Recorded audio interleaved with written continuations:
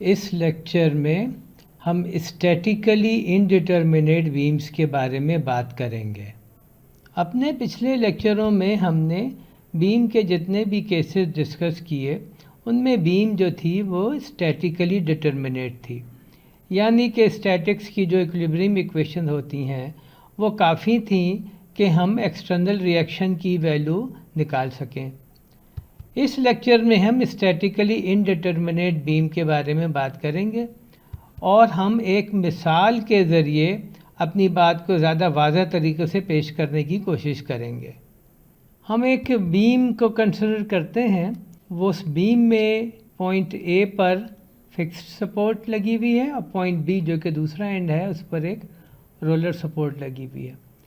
Distributed force W लगी हुई है और हमने ज़ाहिर है कि स्ट्रेस और डिफ्लेक्शन वगैरह निकालनी होती है।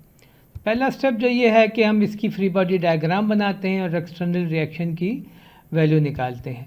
तो हमने ये तमाम जो है ये रिलीज़ कर दिए, ये वाला और ये वाला सपोर्ट, और हमने पॉइंट ए पे देखा कि एक रिएक्शन फोर्स ए एक्स डायरेक्शन में, एक ए वाई है जो कि वाई डायरेक्शन में है, और एक मोमेंट एम ए लगी हुई है, और ये तीनों हमें अननोन है।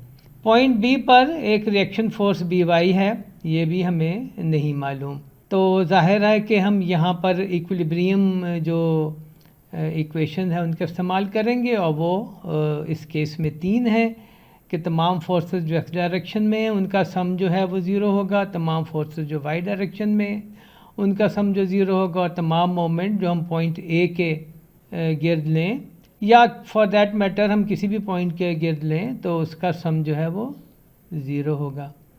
लेकिन हम देखते हैं कि ये तो हैं जनाब 3 इक्वेशनें, और जो हमारे पास एक्सटर्नल रिएक्शंस हैं वो हैं 1, 2, 3 और 4। तो 3 इक्वेशनों से हम 4 अननोन मालूम नहीं कर सकते। लेकिन अगर हम थोड़ी जद्दोजहद कर भी लें तो हम देखते हैं कि एक्स डायरेक्शन में सिर्फ एक ही फोर्स है, तो हम ए एक्स की वैल्यू निकाल सकते हैं कि ए एक्स इज़ इक्वल टू 0। उसके अलावा हम कुछ और नहीं निकाल सकते। तो ये एक केस है स्टैटिकली इनडिटरमिनेट का।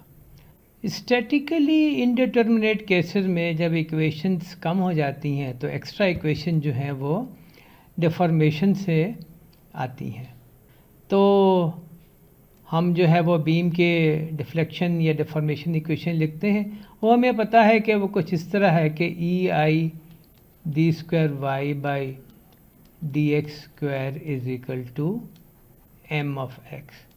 तो अगर हम इसको 2 दफ़ा इंटीग्रेट करें तो कुछ ये सूरत हाल बनेगी, और इसमें 2 कांस्टेंट ऑफ इंटीग्रेशन भी हमें मिलेंगे। तो पहले ही हमारे पास 4 अननोन रिएक्शन फोर्सेस हैं और अब 2 कांस्टेंट भी मिल गए। तो एम एक्स जो है उसका जो फंक्शन है जो कि हमें चाहिए होगा, इसके बगैर हम आगे नहीं चल सकते, उसमें हमारे ए एक्स और ए वाई और एम ए और बी वाई मौजूद होंगे। ये सारे होंगे या इसमें से कुछ होंगे, और वो अपनी अननोन फॉर्म के तौर पर ही मौजूद होंगे, क्योंकि हमने अभी तक इनकी वैल्यू निकाली नहीं है। लेकिन हम ये एज्यूम करते हैं कि हम ये इंटीग्रेशन जो है ये हम परफॉर्म कर सकते हैं। तो 4 अननोन तो ये वाले हो गए, उसके अलावा 2 अननोन जो हैं वो ये हो गए C1 और C2। तो हमें यानी कि 6 इक्वेशनें चाहिए ताकि हम इस मसले को हल कर सकें। तो 3 तो हमारी इक्विलिब्रियम इक्वेशन है जो कि हमने पिछली स्लाइडों पे देखी, और जो 3 एक्स्ट्रा इक्वेशन है वो हमें बाउंड्री कंडीशन से मिलेंगी। और बाउंड्री कंडीशन क्या है? वो ये है कि x इज़ इक्वल टू 0 पर, यानी कि पॉइंट A पर dy बाई डी एक्स भी 0 है और y भी 0 है, और x is equal to L पर, यानी कि पॉइंट B पर y जो है वो 0 है। तो 3 इक्वेशन ये हो गई और 3 बाउंड्री कंडीशन ये हो गई।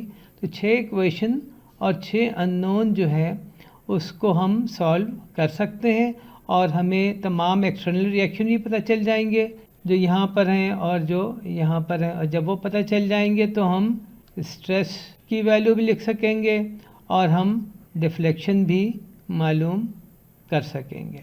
अब हम इसी प्रॉब्लम को डिटेल में सॉल्व करते हैं। तो प्रॉब्लम ये है कि बीम हमारे पास है जिसमें हमें 3-4 चीज़ें तो पता हैं। एक हमें ये W पता है, एक हमें ये L पता है, फिर इसका मटेरियल ज़ाहिर पता है कि मटेरियल पता है तो E पता है, और दूसरे में क्रॉस सेक्शनल डायमेंशंस और मुख्तलिफ़ प्रॉपर्टीज़ आई वगैरह हमें पता है। तो हम ये भी देख लेते हैं कि आई हमें पता है, और हमने ज़ाहिर है कि निकालनी है स्ट्रेसेस यानी कि सिग्मा एक्स और डिफ्लेक्शन और स्लोप यानी कि y और dy बाई डी एक्स, या हम इसको थीटा भी कह सकते हैं। तो सबसे पहले हमें निकालनी होंगी सपोर्ट रिएक्शंस निकालने होंगे। तो हम उसके लिए मामला शुरू करते हैं। तो सपोर्ट रिएक्शन निकालने के लिए हमने ये सपोर्ट जो है वो यानी कि हटा दी, उसकी जगह जो अननोन रिएक्शन हैं वो लिख लिए और वो ड्रॉ कर लिए फोर्सेस को एरो की फॉर्म में और मोमेंट को इस तरीके से। और हम जो है इक्विलिब्रियम इक्वेशन का इस्तेमाल करेंगे। जैसे कि हमने पहले कहा हमारे पास 3 इक्विलिब्रियम इक्वेशन है। तो जब हमने पहली इक्विलिब्रियम इक्वेशन लगाई तो वो आया कि Ax = 0 क्योंकि x डायरेक्शन में और कोई फोर्स नहीं है। तो एक तरह का हमें थोड़ा सा तो पता चल गया कि Ax जो है वो 0 है। जब summation of forces y direction में की और इसको 0 के बराबर किया तो एक तो ये Ay है, एक ये By है, और डाउनवर्ड डायरेक्शन में ये WL है। तो एक ये इक्वेशन आ गई। और दूसरी इक्वेशन मोमेंट की है, वो हमने पॉइंट A पे जब मोमेंट ली तो Ax और Ay तो कंट्रीब्यूट नहीं करेंगी, लेकिन Ma और By जो है वो कंट्रीब्यूट करेंगी। तो Ma + By × L minus half WL², क्योंकि इस WL का जो मोमेंट आर्म है वो L/2 है। तो ये इक्वेशन आ गई, ये सेकेंड इक्वेशन है। तो अब अगर आप देखें 2 इक्वेशन हैं और 3 अननोन हैं, तो हमें इसको यहीं पे छोड़ना पड़ेगा और हमें डिफ्लेक्शन डिफॉर्मेशन वगैरह पे अब डायरेक्टली जाना पड़ेगा। अब हम इलास्टिक कर्व की इक्वेशन पर आते हैं जो कि हमें डिफ्लेक्शन बताती है। तो उसके लिए हम अपनी बीम में से एक हाइपोथेटिकल कट पॉइंट C पर, लेट से ये पॉइंट C है, वहाँ पर लगाते हैं और इस पार्ट को बाकी बीम से आइसोलेट कर लेते हैं। इस पर अगर फोर्सेस हम आइडेंटिफाई करें ताकि हम फ्री बॉडी डायग्राम बना सकें, तो एक ये WX की डिस्ट्रीब्यूटेड फोर्स को हम कन्वर्ट करेंगे सिंगल फोर्स में। लेफ़्ट साइड पर ये अननोन रिएक्शन फोर्सेस हैं, अभी हमें इनकी वैल्यू नहीं मालूम। राइट साइड पर इंटरनल बेंडिंग मोमेंट और इंटरनल शेयर है, और हमने मोमेंट का फंक्शन लिखना है। तो उसके लिए हम ये करेंगे कि हम यहाँ पे इक्विलिब्रियम इक्वेशन अप्लाई करेंगे मोमेंट वाली, यानी कि हम पॉइंट C पर मोमेंट लेंगे और इसको 0 के बराबर रखेंगे। तो जो कंट्रीब्यूशन आएगी इस इक्वेशन को, एक तो ये m है वो ये आ गई, फिर डिस्ट्रीब्यूटेड फोर्स की वजह से हाफ WX² होगी क्योंकि इसका जो मोमेंट आर्म है वो x/2 है। फिर ma आ गई ये वाली मोमेंट, और AyX यानी कि इस फोर्स का जो मोमेंट है, और इसको 0 के बराबर कर दिया। यहाँ से हम लिख सकते हैं कि मोमेंट फंक्शन क्या है। तो मोमेंट फंक्शन जो है वो ये आपके सामने आ गया, और इसमें 2 अननोन फोर्सेस Ay और Ma यानी कि एक फोर्स और एक मोमेंट शामिल है। अब हम क्या करेंगे कि हम अपनी इलास्टिक कर्व की जो इक्वेशन है उसको सेटअप करेंगे। तो वो आया कि Ey d2y/dx² = m।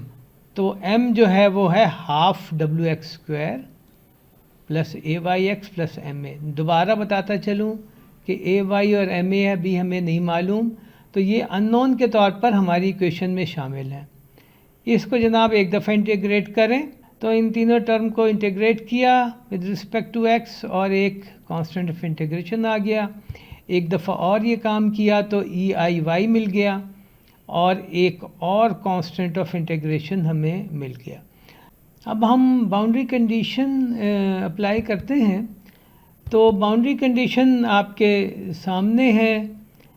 Left side पर यानी पॉइंट A पर 2 बाउंड्री कंडीशन है और राइट साइड पर एक बाउंड्री कंडीशन। तो बाउंड्री कंडीशन हमारे पास 3 है। तो पहली बाउंड्री कंडीशन इस्तेमाल करते हैं, वो है कि थीटा 0 = 0।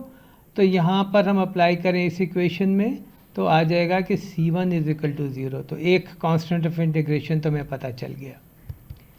दूसरी बाउंड्री कंडीशन है y एट x = 0 तो यहाँ पर हम उसको अप्लाई करेंगे, तो हम ये तमाम चीज़ें जहाँ जहाँ x है वहाँ 0 रखेंगे, और C1 तो पहले ही 0 है, तो C2 भी हमें 0 मिल जाएगा।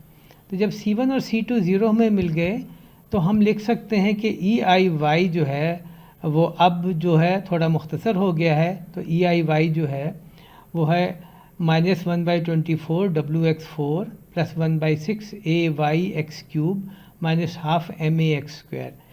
अब हम तीसरी बाउंड्री कंडीशन पर आते हैं। तो जो तीसरी बाउंड्री कंडीशन है वो ये है। तो इसको हमने जब अप्लाई किया कि y एट x = L = 0, तो EIY में x की जगह आप हर जगह L रख देंगे। ये आएगा -1/24 WL4 + 1/6 AYL³ -½ MAL²। दोबारा बता दूं, AY और MA हमें अभी तक नहीं मालूम। इसको हम थोड़ा सा मुख्तलिफ करके अगर लिखें, यानी कि 24 से लेट से मल्टीप्लाई कर दें पूरी इक्वेशन को, तो ये एक इक्वेशन बन जाएगी, ये एक इक्वेशन हो गई। हमने दो इक्विलिब्रियम इक्वेशन पीछे छोड़ आए थे, उसको हम दोबारा लिखते हैं क्योंकि अब हम इनको सॉल्व कर सकते हैं। तो ये एक इक्वेशन हो गई और ये एक इक्वेशन हो गई। अब आप इसमें देखें जो अननोन है वो हैं MA, AY और BY, और जो इक्वेशन है वो 3 है। तो आप इन 3 इक्वेशनों को 3 अननोन के लिए बहुत आराम से सॉल्व कर सकते हैं WL की टर्म में। तो डिटेल्स हम इस वक्त छोड़ रहे हैं और आप इसको बहुत आसानी से सॉल्व कर सकते हैं अगर आप चाहें।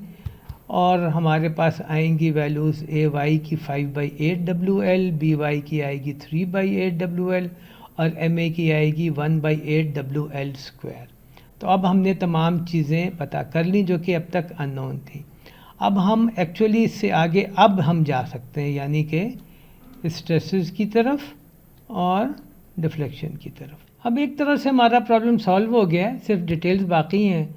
तो लेट से हम जो है मोमेंट फंक्शन लिखेंगे ताकि हम स्ट्रेसेस वगैरह निकाल सकें। तो मोमेंट जो था वो ये था, और इसकी जगह अगर हम AY और MA रख दें तो मोमेंट का फंक्शन जो है वो ये आ जाएगा। और ये जो है ना, ये चूँकि बीम का एक ही सेक्शन है तो ये वैलिड है 0 से L, पूरी बीम के लिए वैलिड है। जहाँ कहीं भी आपने मोमेंट निकालनी हो आप वो x की वैल्यू रखें जो कि 0 और L के दरमियान होगी, और आपको मोमेंट जो है वो मिल जाएगी। तो जब वो मोमेंट आपको मिल जाए उस पर्टिकुलर जगह पे जहाँ भी आप मोमेंट जो है लॉन्गिट्यूडनल लोकेशन पे निकालना चाहते हैं, तो फिर आप फ्रैक्चर फार्मूला इस्तेमाल करें, यानी कि सिग्मा = -my/I। और हमने बताया है कि बीम की क्रॉस सेक्शनल प्रॉपर्टीज़ वगैरह हमें सब पता हैं, तो जो है हमें स्ट्रेस उस जगह पे निकल आएगी। हम इलास्टिक कर्व की इक्वेशन भी निकाल सकते हैं। हमने जहाँ जहाँ अननोन रिएक्शन थे वहाँ उनकी वैल्यू रख दी, तो ये इलास्टिक कर्व की इक्वेशन आ गई। हम स्लोप भी निकाल सकते हैं, जो जो वैल्यूज़ चाहिए थी वो हमने रख दी, तो हमें स्लोप की भी एक्सप्रेशन पता चल गई। और इसमें आप देखें राइट हैंड साइड पर कोई भी चीज़ अननोन नहीं है। आप जहाँ जहाँ भी आपको स्लोप या डिफ्लेक्शन चाहिए तो आप x की वो वैल्यू रखें और आपको स्लोप ऑफ डिफ्लेक्शन मिल जाएगा। लेकिन अगर आप लेट से मैक्सिमम डिफ्लेक्शन निकालना चाहते हैं तो उसका तरीका तो जो हमें पता है वो ये होता है कि आप थीटा = 0 रखें और इसको x के लिए सॉल्व कर लें, और फिर वो x की वैल्यू यहाँ रख के आप डिफ्लेक्शन की वैल्यू निकाल सकते हैं। तो अगर हम ये काम करें तो हम देखते हैं कि x की वैल्यू जहाँ पर y मैक्सिमम होगा वो 0.578 L आएगी, और इसको जब हम यहाँ रखें तो हमें मैक्सिमम y की वैल्यू मिलेगी -4.384 × 10⁻³ WL4/EI।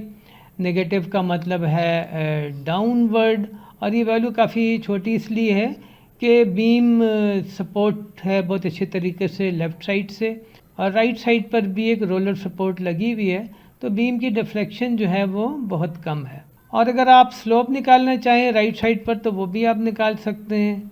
इस इक्वेशन में, थीटा वाली इक्वेशन में आप x की जगह l अगर आप रखते हैं, सॉल्व हो गया। हमने स्ट्रेसेस भी निकाल ली और डिफ्लेक्शन और स्लोप्स भी निकाल लिए। अब कुछ पॉइंट्स डिस्कस कर लेते हैं। इस प्रॉब्लम में कुछ यूँ था कि इक्वेशन हमें सिर्फ एक और चाहिए थी, तो इस केस को फिर हम कहते हैं कि ये स्टैटिकली इनडिटर्मिनेट बीम है फर्स्ट डिग्री। तो हायर डिग्रीज भी हो सकती हैं, यानी कि सेकेंड डिग्री की इनडिटर्मिनेसी भी हो सकती है। तो जितनी भी एक्स्ट्रा इक्वेशन चाहिए होंगी वो हमें बाउंड्री कंडीशन से ही मिलेंगी। Thank you very much. उम्मीद है आपको ये लेक्चर पसंद आया होगा।